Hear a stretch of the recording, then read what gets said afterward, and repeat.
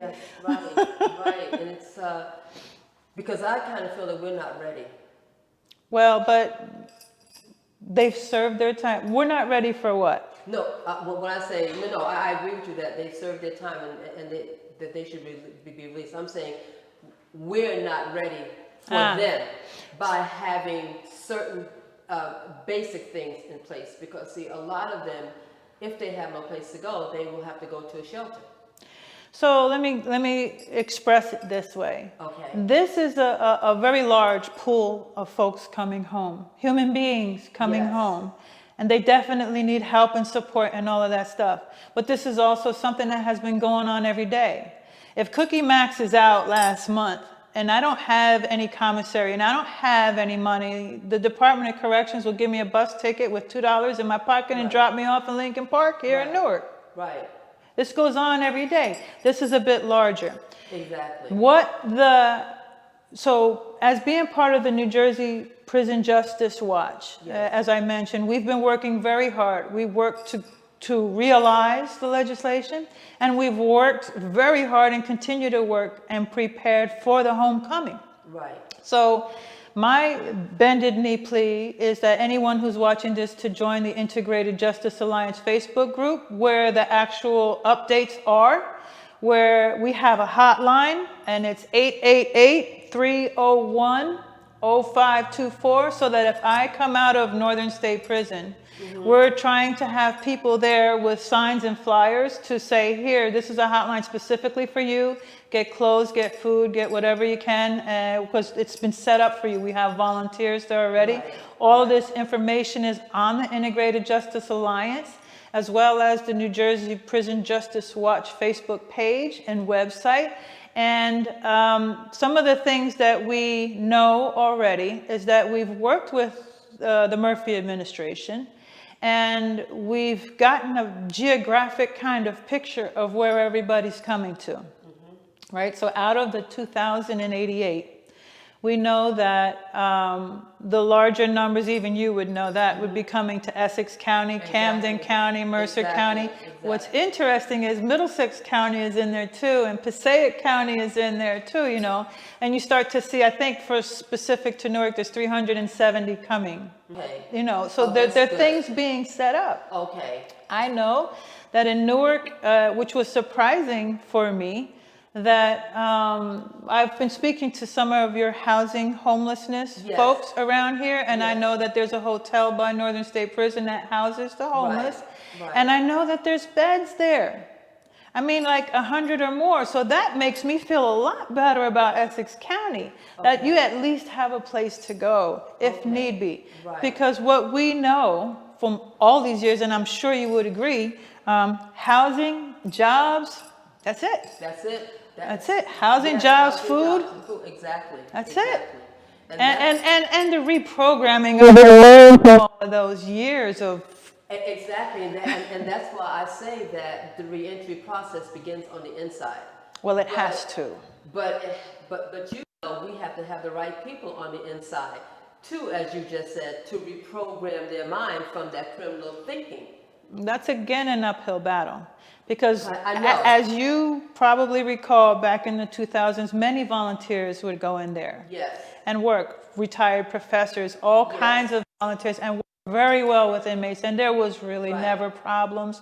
But now you must be a nationally accredited curriculum to be a volunteer in any state prison. Oh, wow. Yeah, because I could. That knocks out a whole bunch of us. Yeah. You know, I've been to the fairs that they have in Edna Mahan and other places, but that's still not. That's a one day here, take my flyer type of thing. That doesn't help me say, hey, Miriam, when you come home, I'm over here and this is what we do, you know, that kind of stuff, or care for you, or meet you 6 months before you leave and start to prepare you to reprogram or deprogram yourself from this just whole mentality of control and slavery. Well, see, and this is what I think, listening to what you're saying, it just confirms to me, like right now, that people really don't care about the folks who are inside, to get them prepared to come home. Because see, what happens is that when they come home, most of them are coming home to something that's new. Especially if they've been locked away for 10, 15, 20, 30, 40 years. I mean, that is a whole nother issue in and of itself. It's a real that has one. to be dealt with. You know, so if we don't have the right people on the inside preparing them for the outside, what are we doing to them? This is part of the advocacy that continues. There are some bills out now that say that I'm going to prepare, that DOC is going to prepare Cuqui 6 months in advance. DOC is going to get a birth certificate, a social security card, a non-driver ID from NBC before I leave. You know, these are some of the things that are in the works. Certainly the volunteer forces that used to be in the prison should be brought back in some way, you know, to work with the Department of Corrections to ensure that in healthy ways, and many other things that are going on right now. We're in this world that's been, I can't tell, I'm only 33, right? But what we see in this country now in terms of hate and just everybody at odds with each other is just something that I never thought I would see at this. I thought we've evolved as a civilization, but in fact we're going backwards.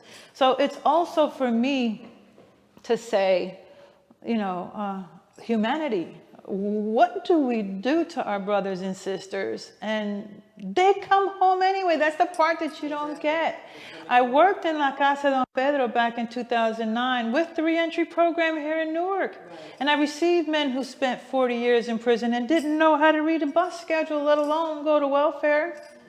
You know, and some of the community-based resources that are out there may know how to do a resume for Miriam, but they don't know how to do a resume for Cuqui, who has 15 years space. Exactly. Or tell Cuqui how to compete. How to compete when there's 3 more guys out there without a record, and keep your head high, because it's supposed to stay high. But you don't know how to do that. And the services have not been trained to do that either. So you're kind of stuck in here a little bit.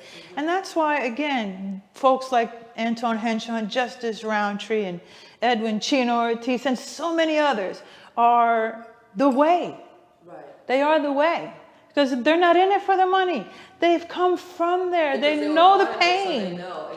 They know the pain, and they know what it takes to deprogram and just adjust and assimilate back into this world that's you're so unfamiliar when you come out.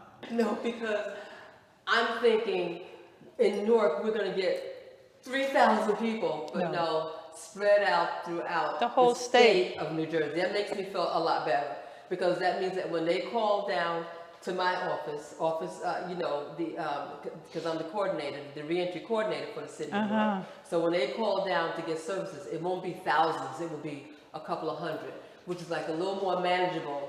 You know, for us. But also know that many of them are going home to families.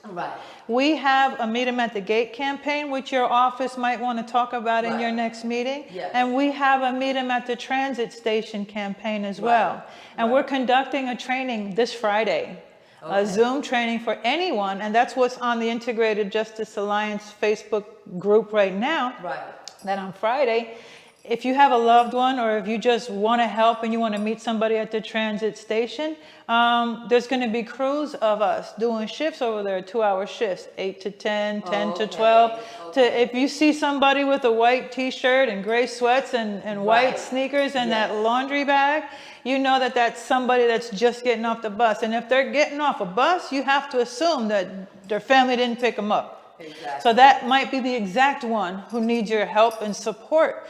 And so we're going to have that flyer, you know, here, and we have returning citizens right here in Newark. It's not Newark specific. They take anybody from anywhere. No, that's true. Well, I want to ask you then, there is hope. Much hope. Okay, so. And joy. Hope and joy, and we need that. Can you let the audience know that with all that's taking place, with the brothers and sisters who are coming home from prison, all of their needs, you said that there is hope. There is. So what is the hope? There is so much hope that we change this element of what has turned into the modern day slavery, incarceration, mass incarceration. It is an opportunity for us to treat human beings as human beings, point blank. Let's stop that. Let's take what's left in the prisons, and if we're reducing the prison population to 13,000, when back in the early 2000s it was about 30,000 when we first started this work. That by itself describes to you where hope comes from, because we've achieved things already.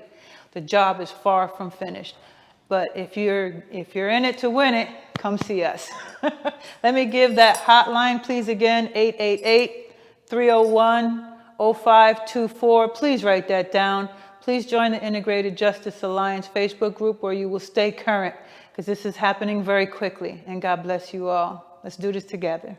I want to thank you, Cuqui, for coming. You're going to have to come back just to give us, some updates about what's going on. Yeah. And you kind of relieved me a little bit once you described that it's not 3,000 that's coming to Newark, New Jersey, that it's like a little over 300 that will be coming, and that's more manageable. That's the first wave, yes. 370. Right, so thank you very much. You see, information is empowering, right? Yes, ma'am. That just made me feel so much better. And I want to say that when you're talking about the behaviors that we have that's taking place inside the prisons with a lot of our staff, because I was one of those staff members and I saw what happened. It is in my book to the audience. I've written a book. It's called Broken Spirit, Let It Go So You Can Grow.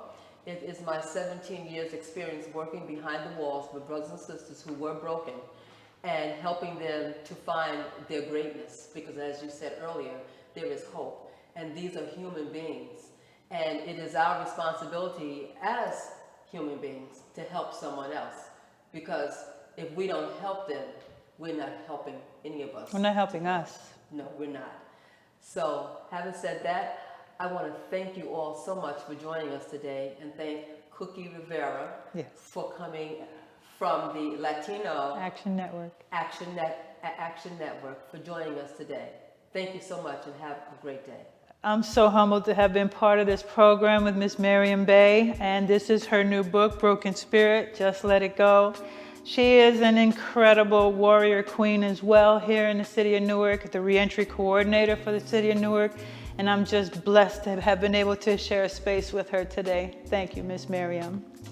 Wow, that interview with Cuqui was, I'm telling you, she made me feel so much better. She made me feel that we do have hope with the brothers and sisters who are behind the walls and those who are going to be released.